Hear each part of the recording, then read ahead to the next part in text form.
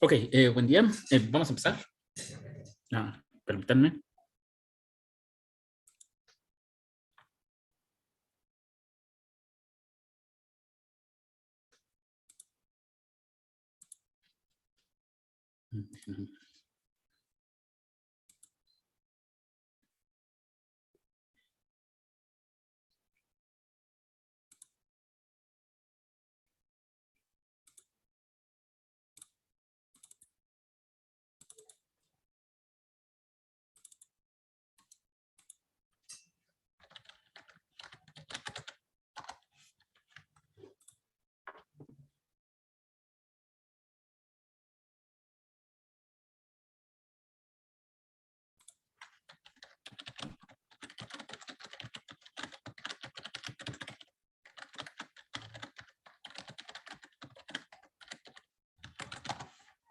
Creo.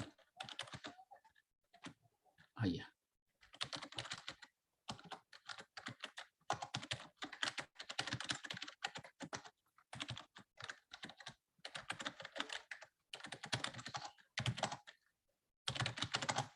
Ok.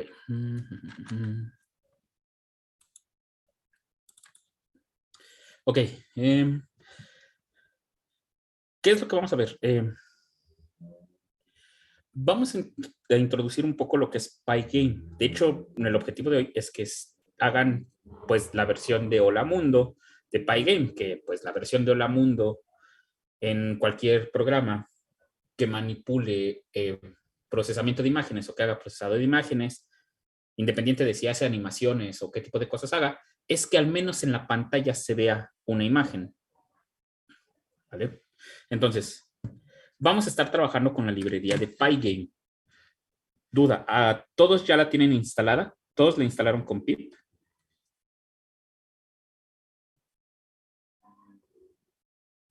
Yo sí, profesor. Sí. Vale. Entonces, déjenme crear un nuevo archivo.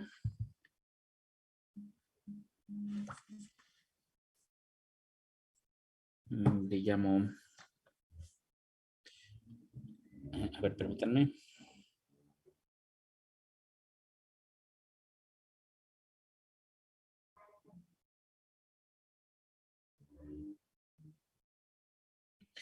Entonces, déjenme guardar esto.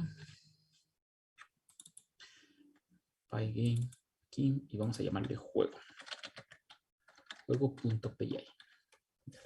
Vamos a hacer nuestra versión de Hola Mundo. Entonces, en este caso, ¿qué vamos a necesitar? Bueno, pues vamos a necesitar, pues justamente, import Pygame. Yo lo voy a importar completo, en el sentido de que no le voy a poner ningún alias para que quede claro el código. Si ustedes quieren, pueden ponerle un alias. Recuerden que pueden hacer import Pygame has PG, perdón, PG, por ejemplo, o el seudónimo que ustedes quieran. Yo lo dejo así para que ahorita el código quede claro, pero ustedes pueden seleccionar el alias con el que más se sientan cómodo. Y entonces, con este caso, importamos todo, se importa toda la librería, importa toda la librería de Pygame. ¿Vale? Ahora, Pygame se compone de una librería principal, que es la que estamos importando, donde contiene la mayoría de cosas con las que vamos a trabajar, y también existe otra sublibrería, ¿vale? Varias sublibrerías, de hecho. Una de ellas se va a encargar, por ejemplo, de definir lo que son las variables para detectar cuando alguien presiona alguna tecla cuando alguien presiona alguna tecla en el teclado, valga la redundancia, o uno de los botones del mouse. Cuando estamos detectando eventos externos, incluso, por ejemplo, de la cámara o de dispositivos de hardware, Pygame separa esas librerías porque no siempre son necesarias. Cuando nosotros, por ejemplo, trabajamos con animación solamente, sin que sea interactiva, que es ahorita lo que vamos a hacer en primera instancia, ¿vale? Sin que esta sea interactiva, entonces en ese momento no necesitamos, por ejemplo, estar detectando los eventos de las teclas, o bueno, los eventos que se producen de nuestro teclado. Ahorita les explico qué onda con estos eventos, qué son. ¿Vale? Entonces, no es necesario, por lo que pues sería un desperdicio que si nosotros hacemos import pygame, trajéramos todo eso si no lo vamos a ocupar. Entonces, lo que hace la librería como tal es separar en secciones a pygame. La primera, la que nosotros estamos importando, contiene todo lo necesario para dibujar o animar incluso. ¿Vale? Con esto podemos crear figuras, podemos definir colores, podemos definir fondos, etcétera. Podemos hacer bastantes cosas. Pero ya si queremos, por ejemplo, agregar eventos en el teclado, pues hay que agregar otra librería que se llama Pygame Locals. Si necesitamos agregar entrada por algún dispositivo, por ejemplo, externo, como una cámara, pues ahí ya no solo necesitamos a Pygame como tal, sino necesitamos la librería que nos proporcione el desarrollador del hardware para poder trabajar directamente. ¿Vale? Esto es sobre todo con periféricos muy específicos, sobre todo con detección de movimiento. Entonces, necesitaríamos esas sublibrerías. De momento, pues nosotros como no vamos a meter pulsaciones del teclado ni nada, sino nuestro objetivo ahorita es mostrar una figura en pantalla, pues no incluyo la versión de Pygame Locals. ¿Vale? Pero ¿cuál sería la otra? Bueno, pues necesitaríamos importar pygame.locals, ¿vale? Que contiene todos los eventos de... Contiene las variables para escuchar eventos. Vale, ahorita les explico qué onda con los eventos. Entonces, vamos a requerir estas librerías. La segunda, la de la línea 2, no es necesaria. De momento no la vamos a ocupar. Entonces, ¿ahora qué vamos a hacer? Bueno, ya nosotros, si recuerdan, cuando nosotros ejecutemos nuestro script, nuestro módulo o nuestro juego en este momento, lo que podemos hacer es pensaríamos que ya podemos empezar a dibujar, ¿vale? Pero lamentablemente no es así. Si bien hasta este momento ya podemos utilizar todas las funciones que incluye Pygame y Pygame Locals, todas las funciones y variables o atributos que contienen, ya los podemos utilizar, pues no están activados por default. Esto quiere decir que no van a hacer nada. Entonces, lo primero que debemos de hacer cuando comenzamos a crear un juego es iniciar la librería que se va a encargar de controlar todo nuestro dispositivo. ¿Vale? Entonces, voy a utilizar pygame.init. ¿Vale? ¿Se parece al nombre del constructor? Sí, es un término muy común, pero no es un constructor como tal. ¿Vale? En este caso no estamos creando un objeto como le hacíamos en programación orientada a objetos. Si se dan cuenta, o bueno, ¿cuál es la diferencia entre este init con respecto a la creación de un objeto por medio de los constructores en Python? ¿Por qué son diferentes este init con respecto al otro init, el del constructor?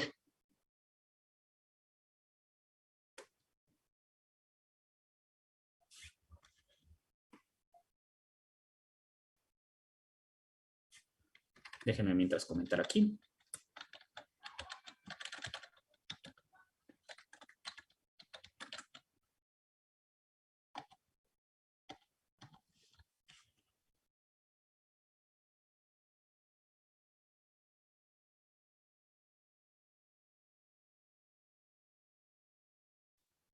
¿No sería porque antes de unit estaba guión bajo?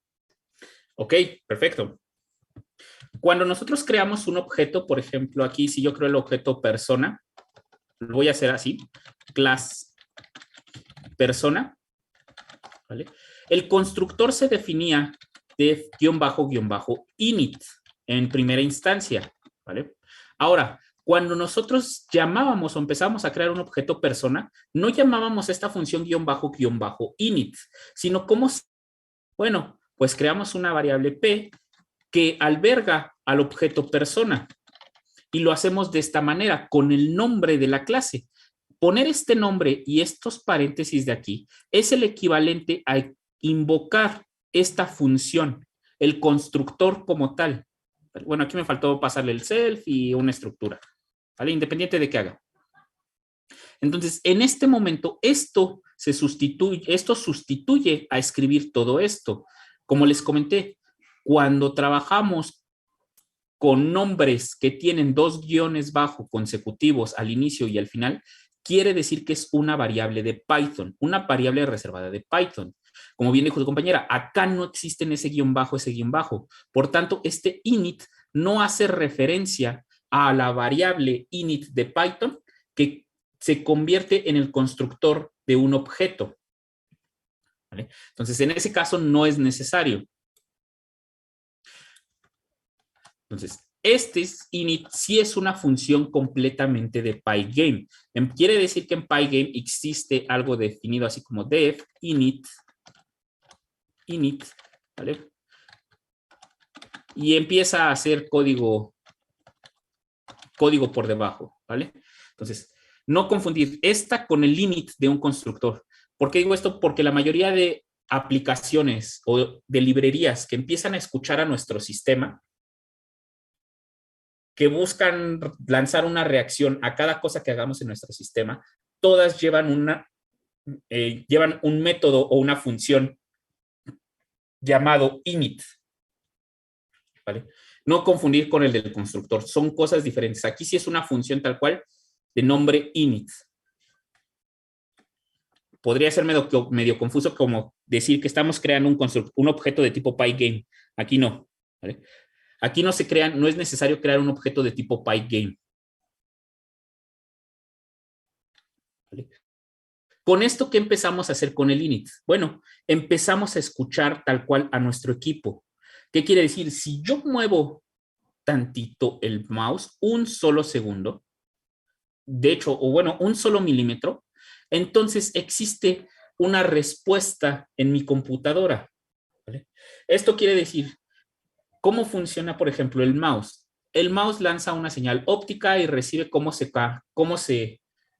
ve la superficie a partir de esa señal y detecta que hay un movimiento. Ese movimiento dice, ¿sabes qué? Yo me moví de cierta manera, manda una codificación, independiente de si es alámbrico o alámbrico, manda una señal, ¿vale? Esa señal tiene un valor y ese valor se interpreta en nuestra computadora como un evento. Un evento es cualquier tipo de acción sobre nuestra computadora. Y digo cualquier tipo porque pueden ser entrada y salida de datos. Las salidas también son eventos. El mover el mouse es un evento. El apretar cualquier tecla es un evento. El simple hecho de que el micrófono esté activo y esté escuchando también es un evento. ¿Vale? El mostrar lo que ustedes ven en la pantalla también es un evento. Aunque, bueno, este último forzosamente requiere de otros eventos adicionales. ¿Vale? Entonces, cualquier entrada de información para nosotros lo podemos decir que es un evento.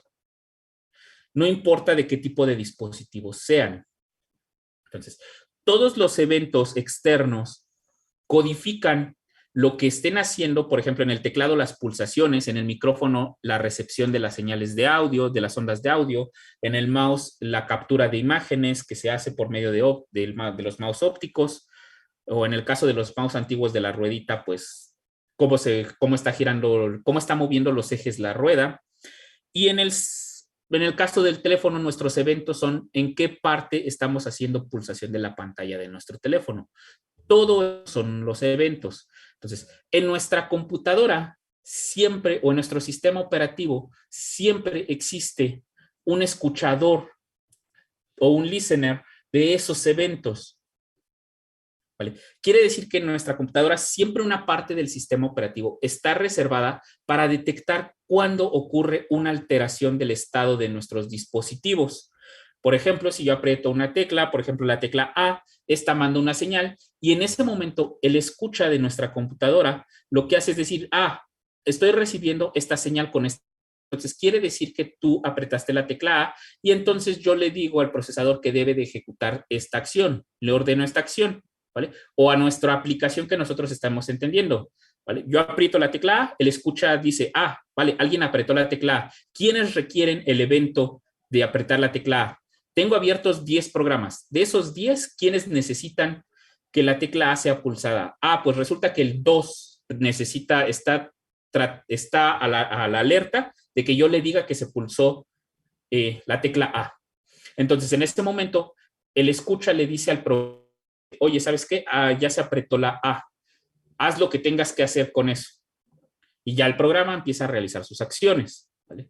Ahora, esto platicado es demasiado largo. Eso se hace en milisegundos. ¿Vale? O sea, es muy poco el tiempo en lo que pasa esa reacción.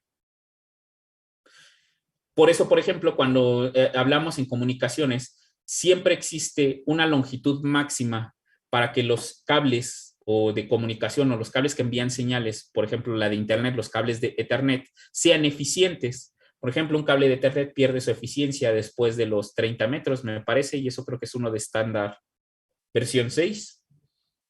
Después de los 30 metros pierden su eficiencia porque la velocidad se va reduciendo gracias a contaminantes, pues no se preserva bien la comunicación, ¿vale?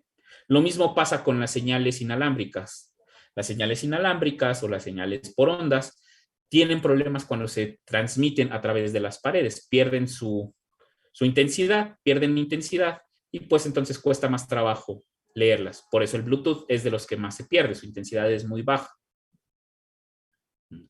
Entonces hay cuidado ahí con esas intensidades porque pues podrían afectar a nuestro escucha. Nuestro escucha podría tener un retraso. ¿Qué quiero decir? Si nuestra señal es deficiente cuando yo apriete la tecla por longitud del cable o que mi cable tenga un error, el escucha va primero a recibir una señal que no va a saber interpretar porque no tiene el valor preciso que la tecla A debe de transmitir. ¿Vale? Entonces, con init, Pygame init, estamos empezando a comunicarnos con el escucha de nuestro sistema operativo. Empezamos a comunicarnos con él para que nos diga en qué momento hay una alteración del estado de la computadora. ¿Vale?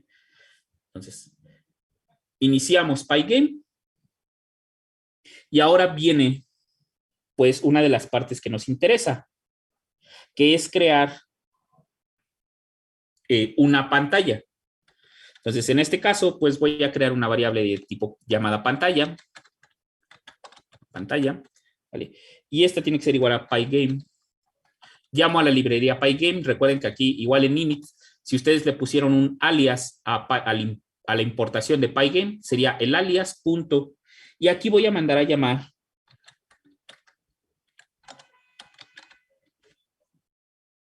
a la función, perdón, a la función, no, a la clase de display. ¿Vale? La clase de display es la que se va a encargar de la ventana o del control de la pantalla donde estemos nosotros dibujando, no del monitor como tal, no de toda la resolución, sino de la ventana con la que nosotros estemos trabajando. Se va a encargar de minimizarla, maximizarla, cerrarla, aunque eso de cerrado ahorita es lo que vamos a tener que tener mucho cuidado. ¿Vale? Entonces, esta se va a encargar en automático de establecer la ventana donde mi animación o mi juego va a ser ejecutado. Si permitimos que se ejecute en pantalla completa, vamos a tener que llamar a esta clase, a la clase display. ¿Vale? Y de la clase display, bueno, para el primer inicio vamos a utilizar setMode. setMode establece cómo va a ser creada nuestra ventana. Tiene varios argumentos, pero a nosotros nos interesa el argumento por default. El argumento por default es solamente pasarle una lista, ¿vale?, con el tamaño de nuestra pantalla. Entonces, en este momento, la clase display crea una ventana de tamaño 500 por 500 píxeles.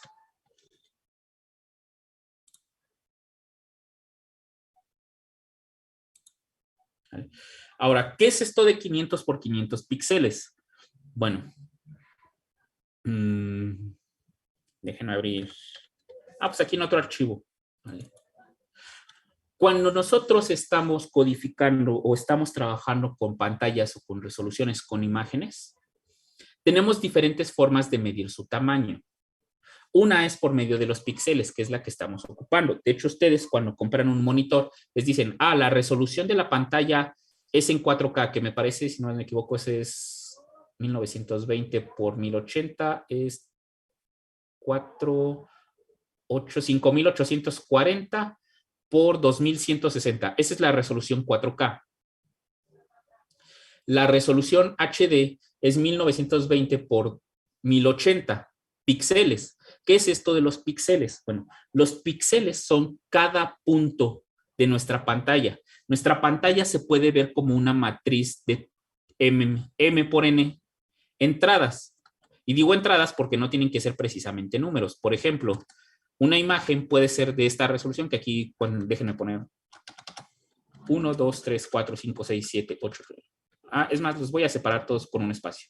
1, 2, 3, 4, 5, 6, 7, 8, 9, 10. ¿Vale? 1, 2, 3, 4, 5, 6, 7, 8, 9. Copio estos. Control C. Así. Bueno, otro más. Así. ¿Vale? Nuestra pantalla es esta colección de puntos. Esto es lo que vemos realmente en el monitor. Cada una de estas cosas es un píxel. Cada punto es un píxel. Se parece similar a lo que hacemos con el tejido o cuando coloreamos, donde nos dicen, por ejemplo, colorea todos los cuadros numerados de 2 de color azul. Lo mismo aquí. Cada una de estas cosas es la entrada de una matriz. El detalle es que esas entradas, por lo regular, son números en hexadecimal. ¿Por qué en hexadecimal? Porque en hexadecimal, con un solo número hexadecimal, puedo representar varias cantidades. Lo más clásico es que represente el color en el que se alumbra cada píxel. ¿A qué me refiero con eso? Por ejemplo, si yo quisiera que este punto, el punto 1, se coloreara de color azul, necesito el código en hexadecimal para que se coloree en azul. No solo eso, también puedo agregar más información, por ejemplo, para transparencias, para que ese píxel transparente lo que se ve por detrás de esa imagen, pero eso ya es precisamente de imágenes, ¿vale? Eso es en imágenes. En los monitores, nada más es un código de color. Hay muchos códigos de colores. Tenemos el código en hexadecimal, en RGB, que es red, green, blue. Tenemos el código que es para las impresoras, que es cian, magenta y amarillo. Tenemos el código de colores que es intensidad, luminosidad y me parece que es sombra el tercero. No, es intensidad, luminosidad y color. Me parece que es el otro código de colores. Hay muchos, ¿vale? Si yo busco, por ejemplo,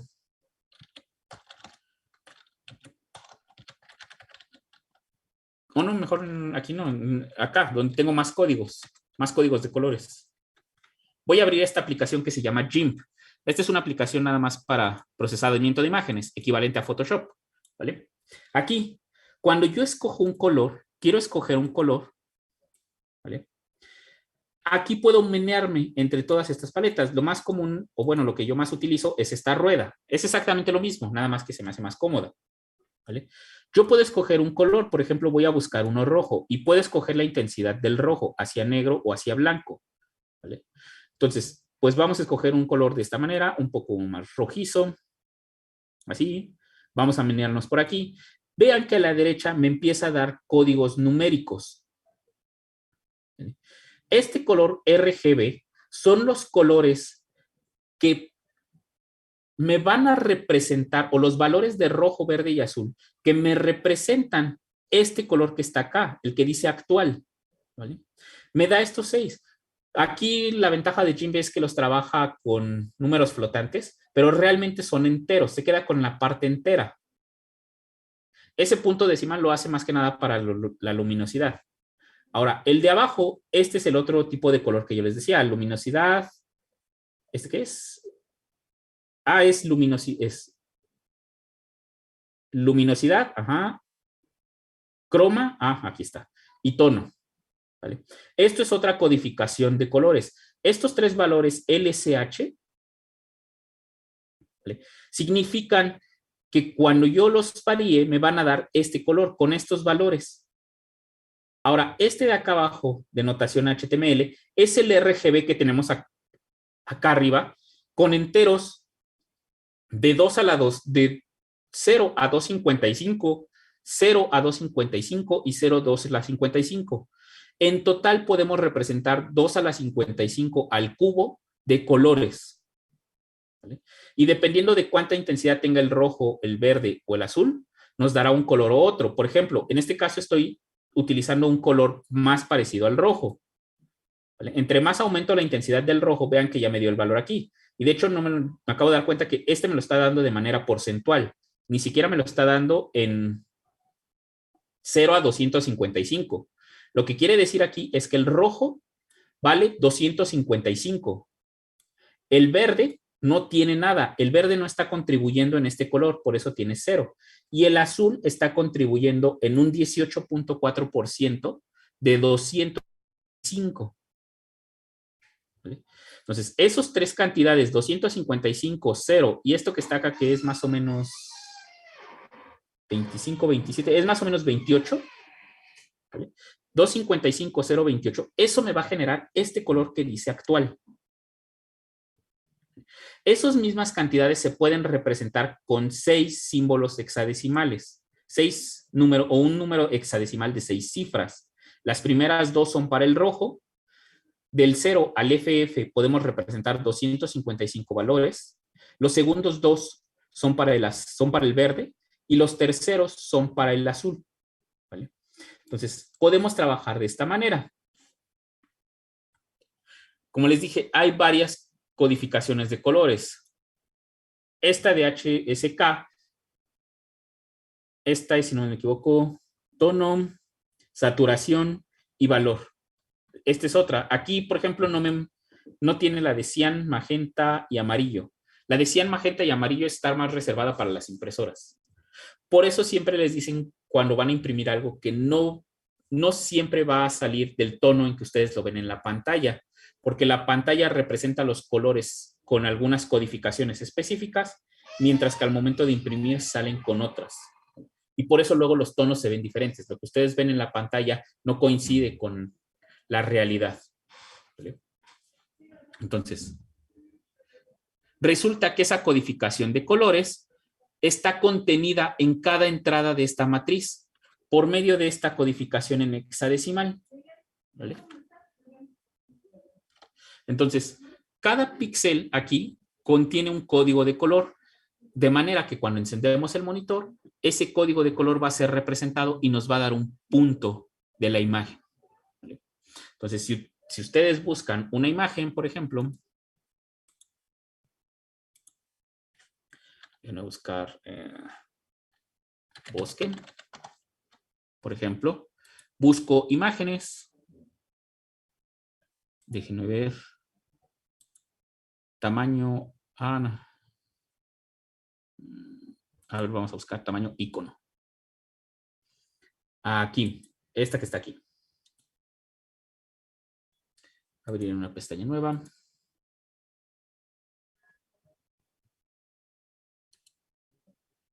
A ver, abrir imagen en una pestaña nueva.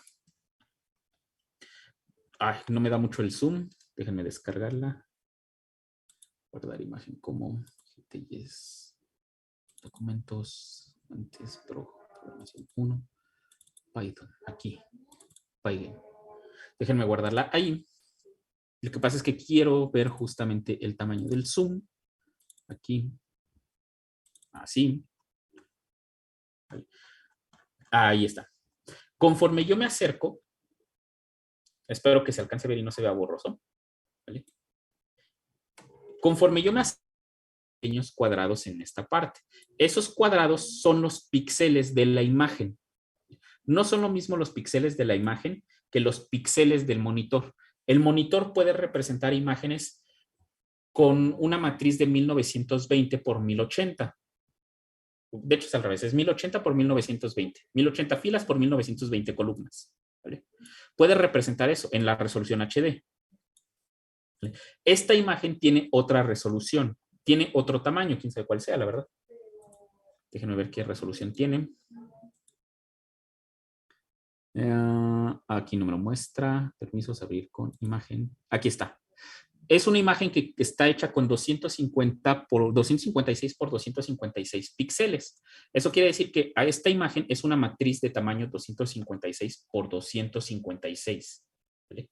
Entonces, cuando nosotros hablamos de píxeles en pantalla, es el tamaño de la matriz que nosotros estamos haciendo. Y entonces, cada uno de estos ceros, pues va a contener el código de colores y cuando se transmita a la tarjeta de video o a nuestro procesador lo que va a hacer es en el monitor colorear cada píxel del monitor dependiendo el código que nosotros tengamos aquí.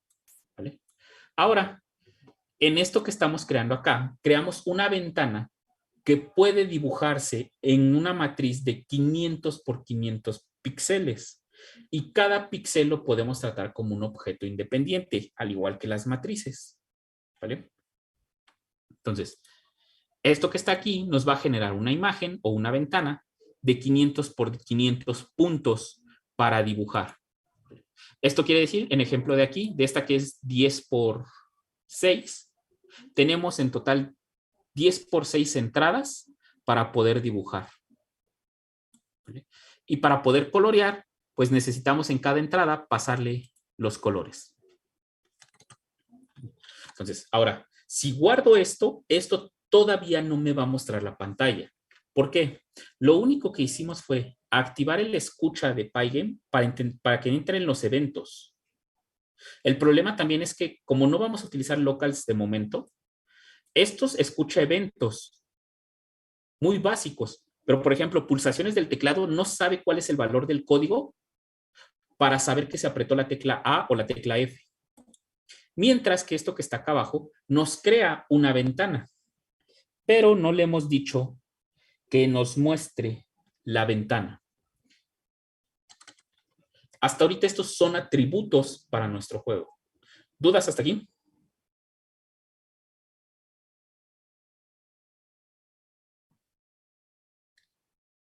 No, profesor. Bueno. Viene la parte importante de cualquier animación. Las animaciones son ciclos infinitos. ¿Vale? Quiere decir que cuando nosotros creamos una animación, de fondo lo único que está pasando es ejecutándose un ciclo while infinito, que se va a detener cuando nosotros cerramos el juego o cuando nosotros salgamos del juego. Entonces, para iniciar cualquier juego, vamos a crear un ciclo while, ¿vale? Que va a tener de valor verdadero.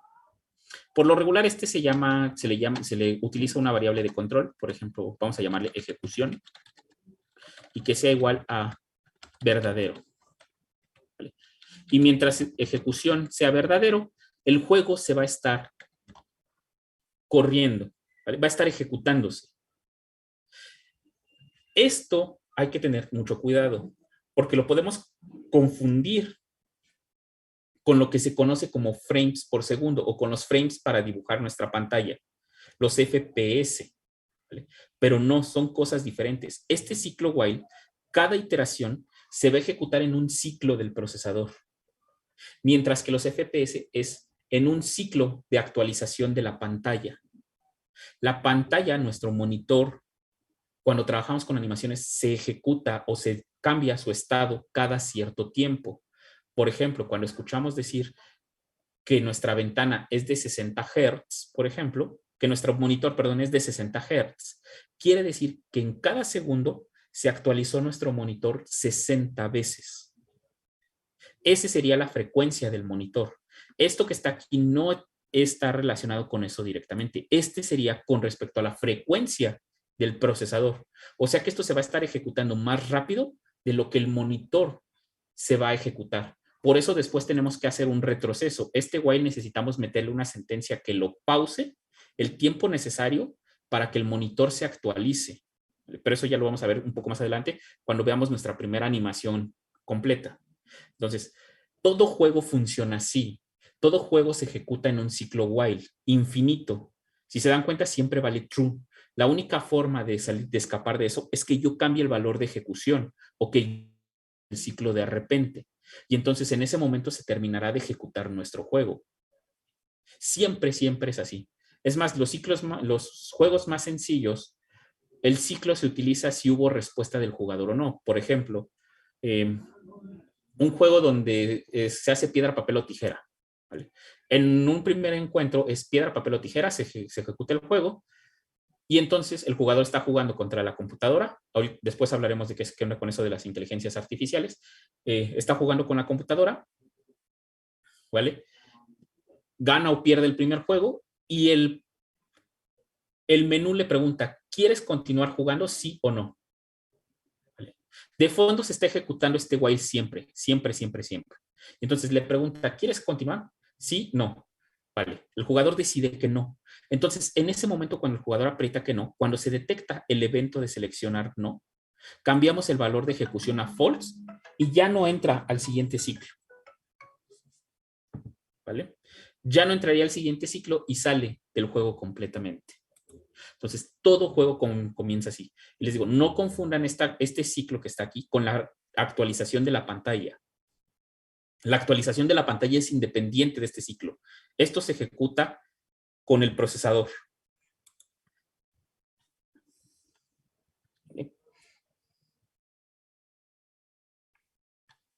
Entonces, hasta aquí pues ya podemos nosotros ejecutar pues nuestra pantalla, ¿vale? Lo único que necesitamos hacer pues es indicarle que nos la actualice, ¿vale? Llamamos a Pygame. Necesitamos otra vez la clase de display porque es la que nos va a estar actualizando nuestra pantalla. Punto. Y en este caso es flip, que es el que se encarga de estar actualizando la pantalla acorde a lo que nosotros dibujemos. ¿Vale? Entonces, hasta este momento lo único que estamos haciendo es ejecutar una ventana.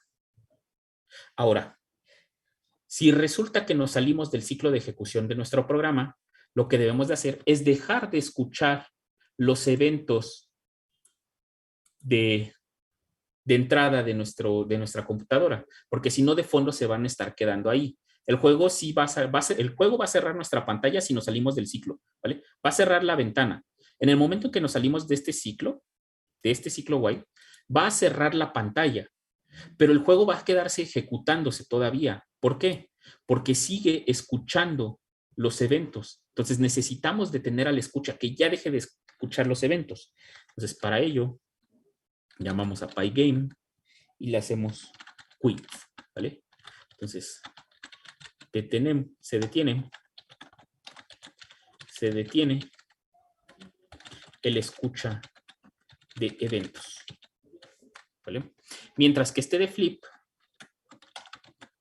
actualiza la pantalla, ¿vale? Entonces, ¿dudas hasta aquí?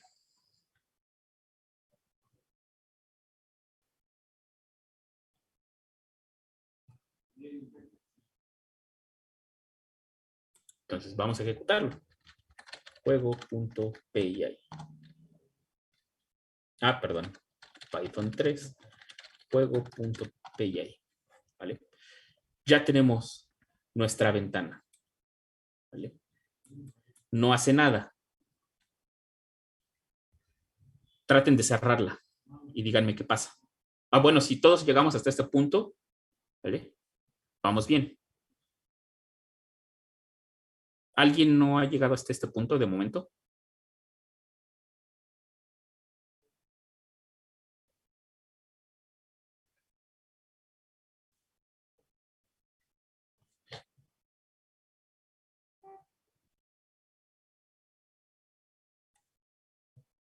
¿qué dice?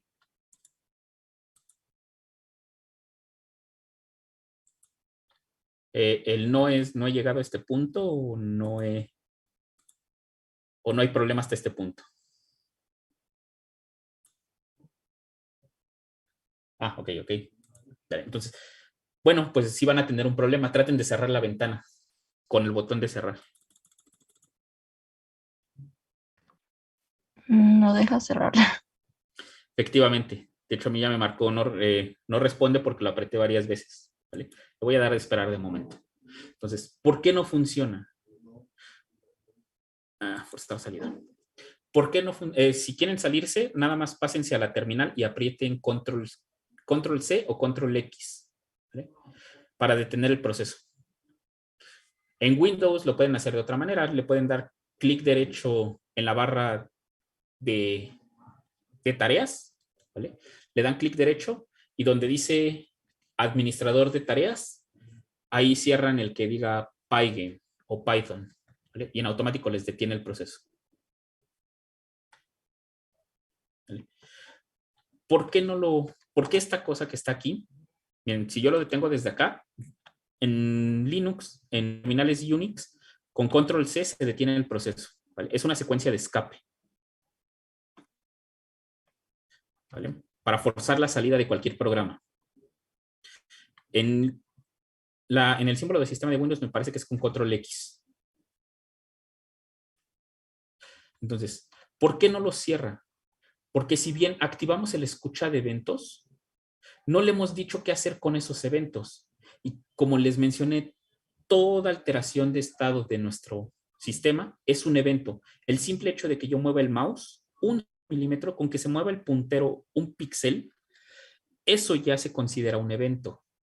El apretar el botón de cerrado también se considera un evento, el haber dado clic ahí. Todo se manipula por eventos. Entonces, si yo no le digo qué hacer con esos eventos, pues esa ventana no va a saber qué hacer. No sabe que cuando yo le dé clic en el botón de cerrar, se tiene que desaparecer de la pantalla, ¿vale? Y entonces aquí es cuando entra en momento nuestro escucha. Nuestro escucha, o lo que iniciamos con pygame.init, va a estar al pendiente de qué eventos estamos nosotros trabajando. Entonces, todos los eventos se meten en un arreglo llamado event. Es un arreglo propio de Pygame, ¿vale? Que está en init. Esos arreglos, ese arreglo de eventos, va detectando la lista de entradas que nosotros hagamos en el teclado, o que nosotros hagamos en el mouse, o que nosotros hagamos con el micrófono o con cámara, con lo que nosotros queramos, ¿vale? Siempre hay una lista que contiene todos los eventos. Entonces, lo que necesitamos hacer es recorrer toda esa lista.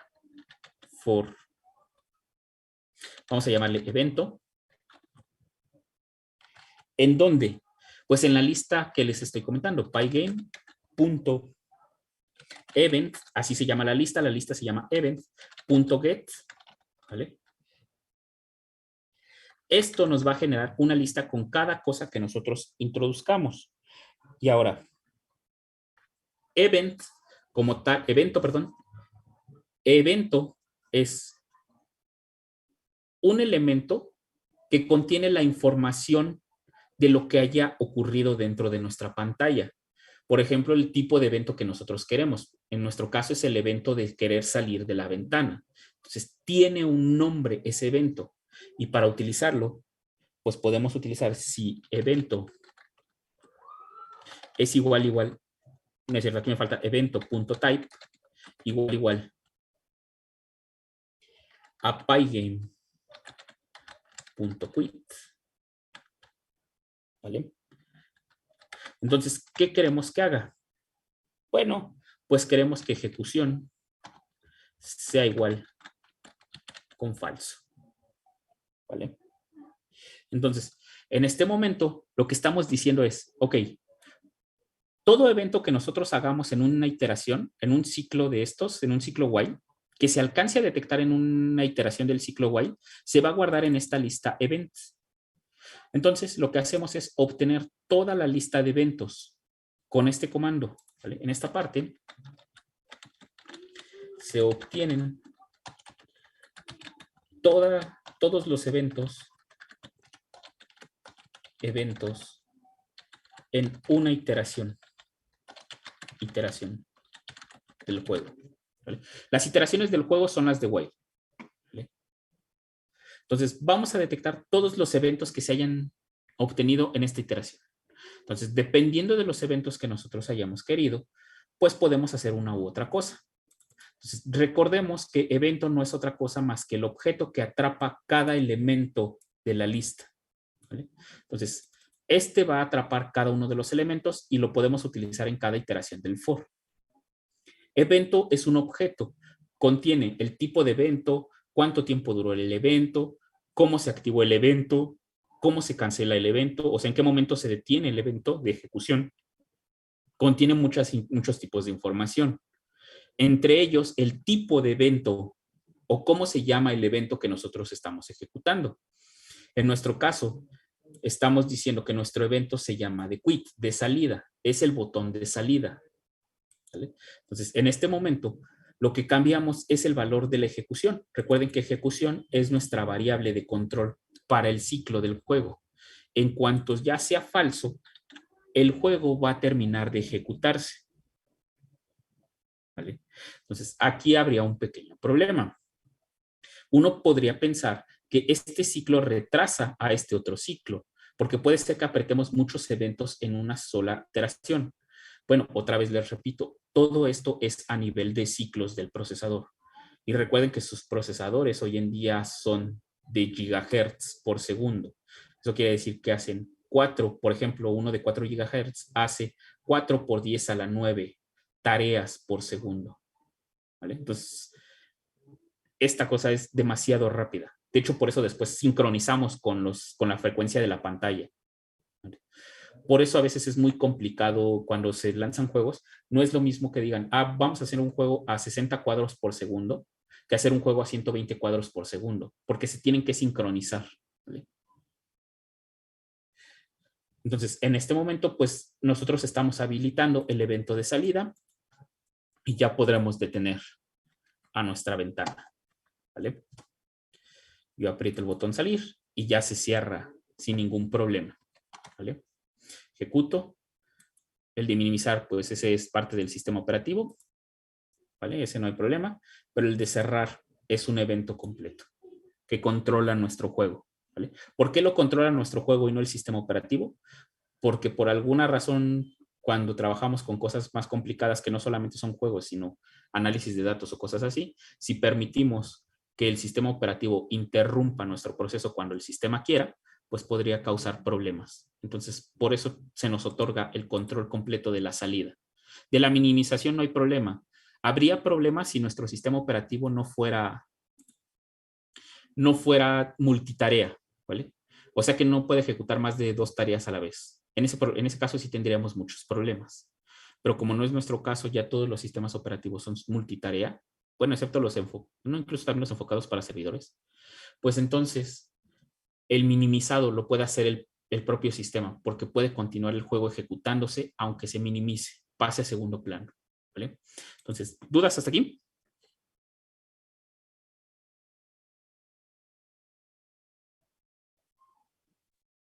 No, profe, todo bien. Vale.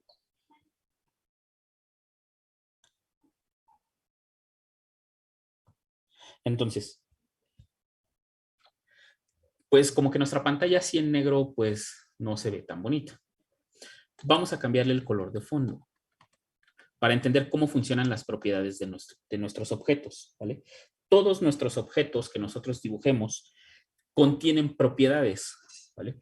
Por ejemplo, nuestra pantalla, que se va a encargar del display, que se va a encargar de nuestra ventana, contiene propiedad en el tamaño, propiedad en el color de fondo, en la fuente que se utilice sobre la pantalla, ¿vale? Y esas propiedades, pues, las tenemos que obtener siempre de la documentación. Pero bueno, esta es la más sencilla, ¿vale? En nuestro caso vamos a cambiar el fondo de pantalla. Para ello hay que decirle a Pygame que rellene la ventana, ¿vale?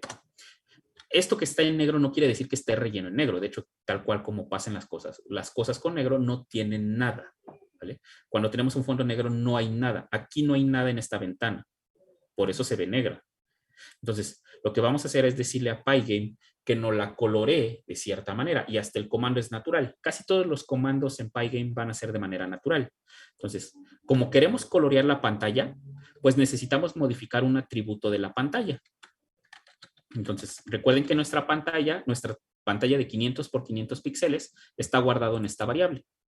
Entonces, en este caso, creamos pantalla Y, por ejemplo, le ponemos fill. Fill es la traducción de rellenar. Y aquí otra vez, esta es una función que se va a encargar de rellenar nuestra pantalla y requiere un argumento. En este caso, requiere un contenedor con el código RGB, ¿vale? Dividido en 3 números enteros de 0 a 255, que nos dé el código de color que nosotros queremos. Por ejemplo, déjenme otra vez abrir GIMP, no sé por qué lo cerré. Bueno, de hecho, si lo quieren buscar, no necesita ningún programa específico para buscar los códigos de colores. Pueden buscar, por ejemplo, color wheel, ¿vale? Y en internet hay muchas. Por ejemplo, esta de aquí es una de Adobe, que esta es más utilizada por los diseñadores, porque, por ejemplo, aquí pueden escoger combinaciones de colores acorde a ciertas características, ¿vale? Aquí pueden escoger cuadrados, pueden escoger cosas así, ¿vale? A nosotros realmente solamente nos interesa, pues, un color, ¿vale? Entonces, por ejemplo, vamos a escoger un azul, más o menos. No me da el azul que yo quiero. Déjenme escoger otra. Esta de aquí. Esta está más cómoda, ¿vale? Entonces, vamos a escoger un azul. Igual, aquí es para combinación de colores. Aquí prácticamente les dice que lo opuesto de este azul es este amarillo. En RGB. No relacionen con los colores primarios. Aquí son diferentes, ¿vale? Entonces, voy a escoger este azul, pero lo voy a aclarar un poco más. Y listo. Entonces, ya en automático, ya obtenemos aquí. Ahora, este me lo da en hexadecimal y yo lo quiero en RGB. Déjenme ver dónde puedo cambiar de RGB. Creo que en esta no se puede.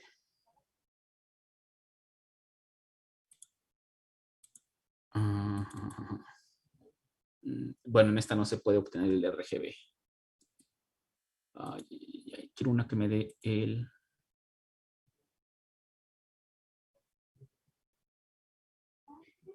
A ver, esta...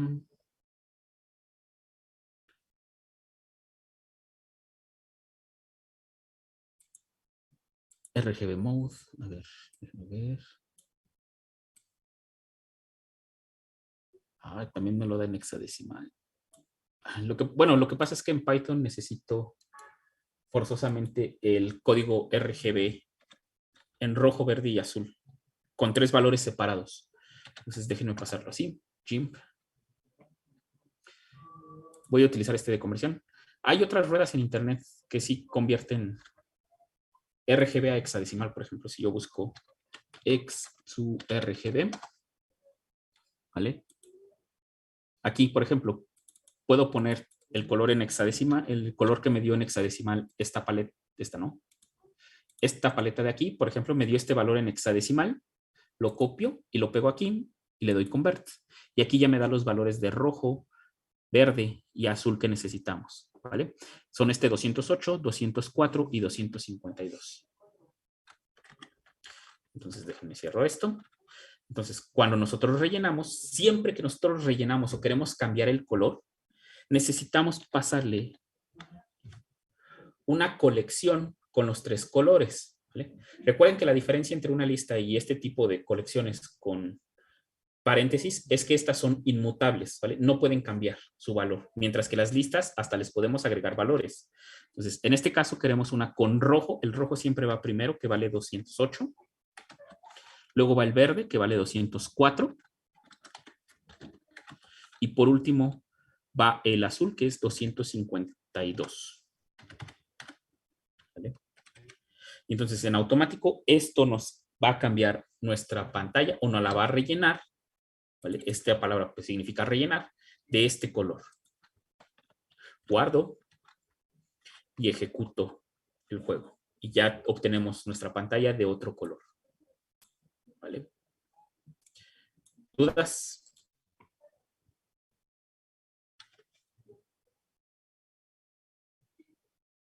Todo bien, profe. ¿Vale? Bueno. Ahora, por ejemplo, vamos a hacer algo un poco más tramposo. Vamos a hacer de aquí. Vamos a crear un contador que será igual con 0. ¿Vale? Creamos nuestra pantalla, actualizamos nuestro display. ¿Y qué les parece si aquí hacemos contador más o igual 1? ¿Vale? Entonces, utilizamos nuestro contador. Este incrementa en 1. Y vamos a ponerle si contador es igual o no es mayor o igual que 1000, entonces la pantalla se rellenará de este color en este ciclo. De lo contrario,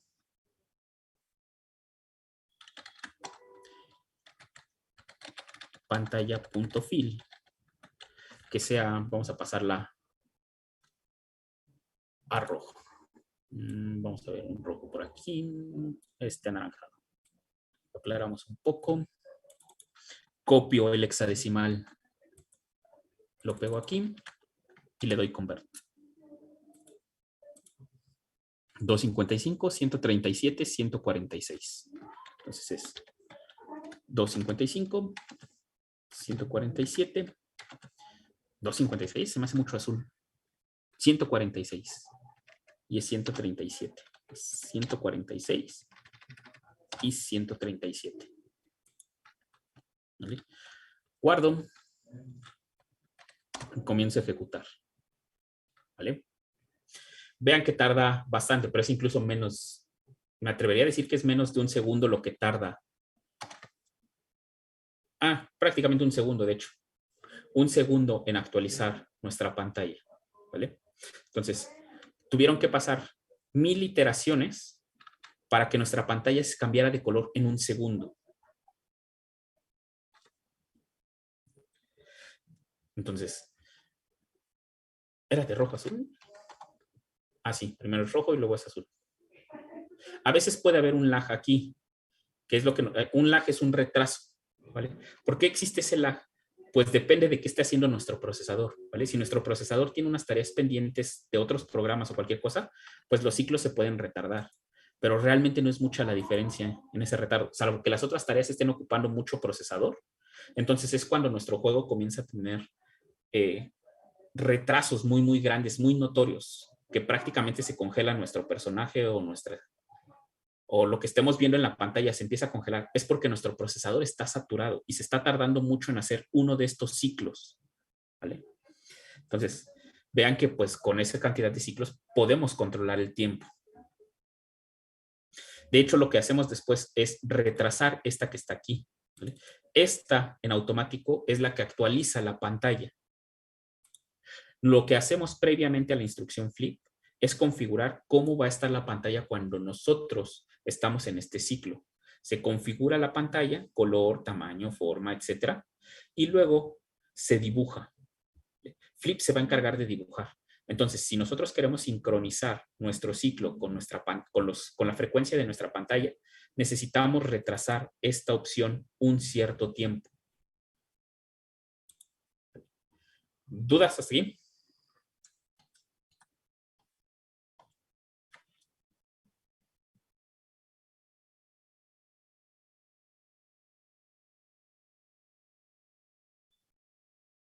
Ok. Ahora, en Pygame, ¿cómo funcionan las cosas? Bueno, en Pygame siempre vamos a tener que estar dibujando. Ya sean imágenes, figuras, todos siempre lo tenemos que estar dibujando nosotros. ¿Vale? Por ejemplo, vamos a dibujar un círculo. Si yo pongo pygame.draw, estoy diciendo que Pygame va a dibujar. La mayoría de las veces nosotros no vamos a dibujar como tal, sino lo único que vamos a hacer es que en lugar de draw, vamos a utilizar una función que me permite importar un gráfico, una animación ya hecha previamente. ¿Vale? Y entonces eso nos va a servir a nosotros para no tener que estar dibujando aquí en Pygame, porque si no sería muy lento. Si Pygame se encarga siempre del dibujado, entonces sería muy lento. Mejor lo que hacemos es, si ya tengo una animación prediseñada, lo único que hago con Pygame es iniciar esa animación y sincronizarla con mis ciclos. Pero como aquí queremos hacer la versión de Hola Mundo, pues entonces necesito comenzar a dibujar, ¿vale? Entonces, entender que el principio de cada iteración de Pygame es dibujar. Bueno, en este caso, voy a crear un círculo, que es el que siempre me acuerdo, ¿vale? Le estoy diciendo a Pygame, dibuja un círculo, tal cual como dice aquí, pero círculo requiere ciertas configuraciones. Primero, ¿dónde se va a dibujar? En nuestro caso se va a dibujar en la pantalla, que es la variable que nosotros inicializamos nuestra ventana, ¿vale? Luego, ¿de qué color? Aquí, perdonen, aquí no le puse el comentario. Rellena la ventana, ¿vale? Y aquí vamos a dibujar un círculo. Dibuja un círculo, ¿vale? Y entonces, en este caso, requiere varios argumentos. Primero, ¿dónde se va a dibujar? Luego, ¿de qué color se va a dibujar? Pues vamos a hacer un blanco. Un blanco es muy sencillo. El blanco es 255, 255, 255. Y eso cumple realmente con el principio de que el blanco es el que refleja todos los colores y el negro es el que absorbe todos los colores. Entonces, es el color. Y por último, vienen las coordenadas del centro. Por ejemplo, si yo lo pongo en las coordenadas 0, 0, que aquí va a ser lo importante, siempre tenemos que saber cómo se controlan las coordenadas. Es igual otra colección. Entonces, es otro contenedor. Y entonces, en este caso, le ponemos el centro y el radio. Por ejemplo, todo es en píxeles. Queremos que sea de 25 píxeles, ¿vale? Y entonces, aquí les voy a ir poniendo qué atributos son los que tienen. El primer atributo es dónde se dibuja. ¿Vale? El segundo es color del dibujo. El tercero es, estos últimos dos cambian dependiendo lo que nosotros queramos dibujar. Con círculo es el centro del círculo, ¿vale? Y el último es el radio del círculo. Todo es en píxeles, ¿vale? Esto es, en el píxel 00 de tu pantalla, dibuja un círculo de radio 25 píxeles. Entonces, aquí tenemos que tener en cuenta que la parte 00 de nuestra pantalla es la esquina superior izquierda, ¿vale? Aquí se ve nuestro círculo, nada más que no se ve completo porque pues justamente el centro está en 00, está aquí justamente en esta esquina. Y el radio es 25. Déjenme aumentar el radio. Cierro y voy a aumentar el radio, por ejemplo, a 300. ¿Vale? Entonces ya aquí se ven y entonces pues puedo cambiar esto que está aquí. ¿Vale?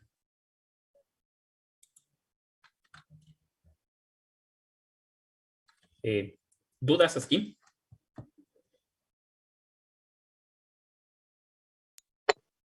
Gracias, todo bien. ¿Vale? Entonces, ¿en qué va? Sí. Entonces, con esto, bueno, pues ya empezamos nosotros a crear nuestra circunferencia. Vamos a cambiar el centro. Por ejemplo, vamos a ponerlo. ¿Cómo centrarían o en qué posición debe de quedar el círculo para centrarlo?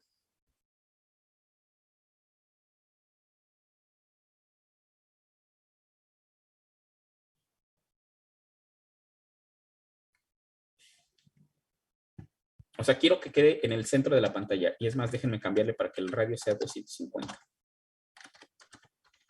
¿En qué coordenadas debería de quedar si lo quiero en el centro de la pantalla? En las coordenadas 255,255. ¿Seguros? ¿Por qué 255, 255 realmente no es el centro? Perdón, sí, 250, 250. Exacto, ¿vale? 250, 250. Y este es de radio 250. Eso quiere decir que sus bordes tienen que ser tangentes a los bordes de nuestra pantalla. ¿Vale? Entonces obtenemos nuestra circunferencia. Vale. Entonces, ¿realmente qué estamos haciendo aquí? Bueno, estamos creando una clase heredada de dibujo. ¿Vale? Esto es una clase. ¿Vale? Creamos una clase llamada circle o una clase de tipo círculo, ¿vale? Que está inicializada o cuyo constructor contiene estas propiedades. Ahora, sin conocer la función específica, porque realmente si circle es una clase, tiene funciones o tiene métodos, como ya lo vimos, ¿vale? Entonces, sin conocer cuál función me cambia el color, por ejemplo, ¿cómo yo podría modificar esta circunferencia después, cambiarle el color? Así como hice con el fondo, ahora quiero modificar el círculo. Es más, pueden seguir la misma lógica de pantalla. ¿Vale? ¿Cómo puedo modificar posteriormente el color de la circunferencia? Bueno, del círculo, perdón, aquí sí es círculo.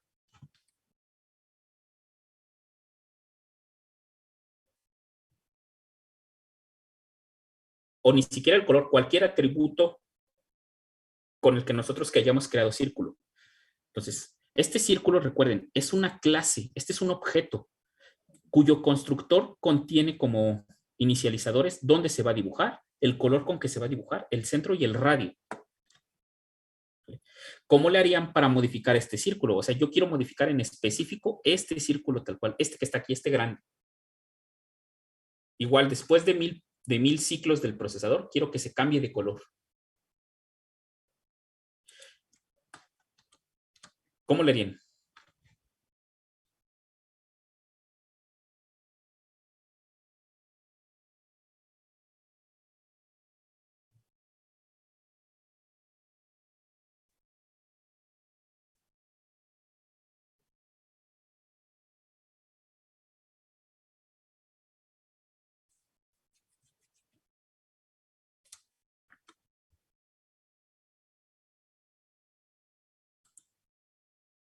¿Qué dice? ¿Qué dice? Ah, perdón, era del 250, 250.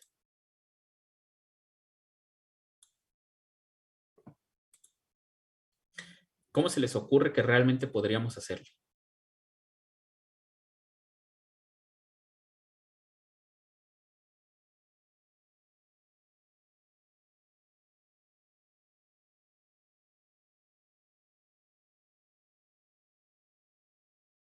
No vendría siendo lo mismo que hicimos para pantalla, pero en vez de en el if ponerle pantalla, ponerle circle. Ok, vamos a ver. Sería, así como me dijo su compañera, sería poner if contador es mayor o igual a 1000. ¿Vale?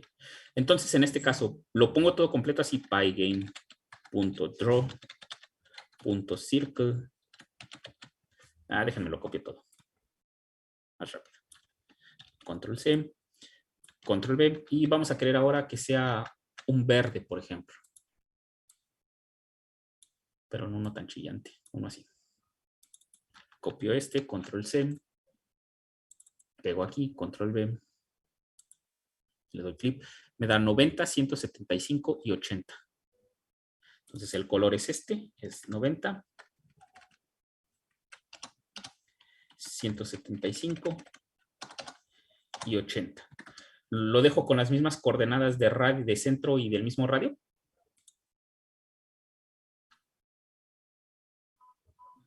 Sí.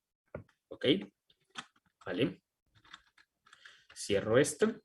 Vean, aquí el evento de quit no es específicamente del botón quit, ¿vale?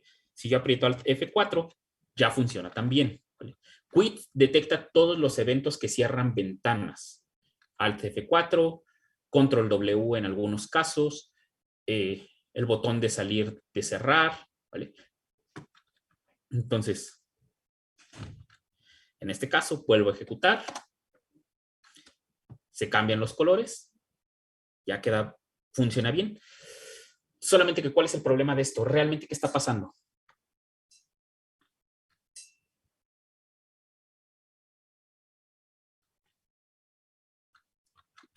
Bueno, se los digo para cortar tiempo. Realmente lo que estamos haciendo aquí es que esto que está aquí creó un objeto llamado, un objeto círculo de color blanco centrado en el, bueno, puesto en el centro de la pantalla, ¿vale? Abajo del círculo verde sigue estando el círculo blanco. Esta identidad de acá abajo es otra aparte. Lo mismo pasaba con los objetos persona cuando los inicializábamos. El inicializar un objeto persona no es lo mismo que inicializar otro. ¿Vale? Y como les digo aquí, circle es un objeto de tipo circle, o sea, de tipo círculo. Entonces, este es una variable de tipo circle y esta es otra variable de tipo circle. Entonces, lo que debemos de hacer, por ejemplo, es, ya que este es un atributo o una variable que voy a estar ocupando regularmente, lo asigno a un espacio de memoria.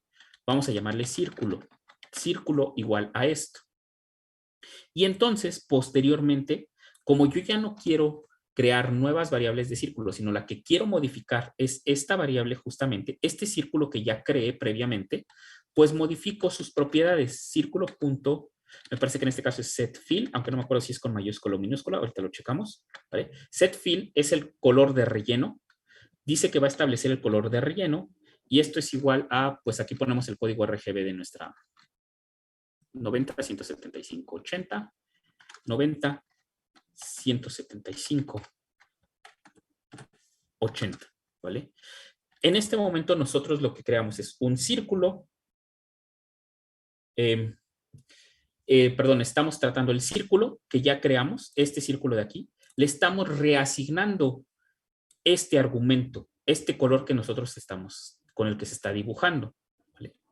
Ahora, si bien es cierto que en cada iteración del ciclo se crea un nuevo círculo, eso es cierto, ¿vale?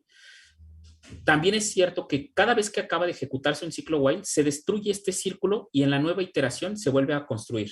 Después veremos que eso a veces no es óptimo y por eso algunos prefieren crear fuera del ciclo while un arreglo con todos los objetos o una lista con todos los objetos que van a dibujar y ya después los van llamando y los modifican aquí adentro, ¿vale? Para evitar justamente eso. Este círculo se está creando y destruyendo constantemente, pero cuando teníamos la otra sintaxis de aquí, ¿vale? Donde copiamos la línea, se crearon dos objetos círculo en lugar de solo uno. Aquí solamente se crea uno y modificamos el color de círculo. Entonces guardo, cierro esta, compilo y fallo. Pygame React. Ah, ok, no es setFill con minúscula, es setFill con mayúscula, entonces. SetFill, ¿vale? Así. Entonces, vean que cuando hay un error en el juego se cierra en automático. Entonces ejecuto. Ah, tampoco es setFill. Entonces, ¿cuál era?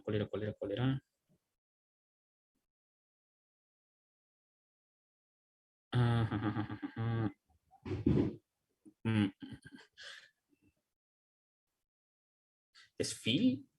A ver, perdonen, aquí realmente no me acuerdo exactamente cuál es el comando para fill.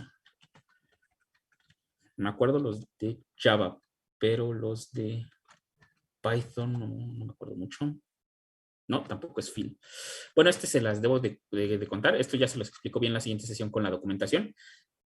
Pero lo que buscamos es que no lo vuelva a rellenar, ¿vale? Va a crear un nuevo objeto. Perdón, no va a crear un nuevo objeto. Entonces, va a rellenar nuestro círculo después de las 1000 pulsaciones. Digo, ahí nada más fue un error de que no me acuerdo exactamente cuál es el de, ¿cómo se llama? El comando que cambia el color de un objeto ya creado, ¿vale? Aquí se creó un objeto de tipo círculo y después podemos modificar todos los atributos que le pasamos aquí, bueno, excepto el de dónde se está dibujando, si no lo perderíamos. Pero podemos cambiarle el color, el centro y el radio. Por ejemplo, cambiando el centro y el radio, en automático podríamos nosotros modificar la posición y empezar a crear animaciones cada cierto tiempo, ¿vale? Entonces, ¿dudas hasta aquí?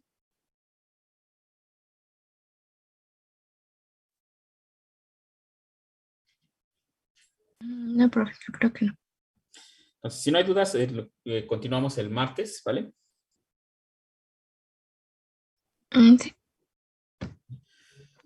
Entonces, hasta aquí le dejo y nos vemos el martes. Profesor, si tenemos alguna duda de lo del programa de binario ASCII, ¿le podemos mandar mensaje por Teams? Sí, por Teams y por WhatsApp no hay problema.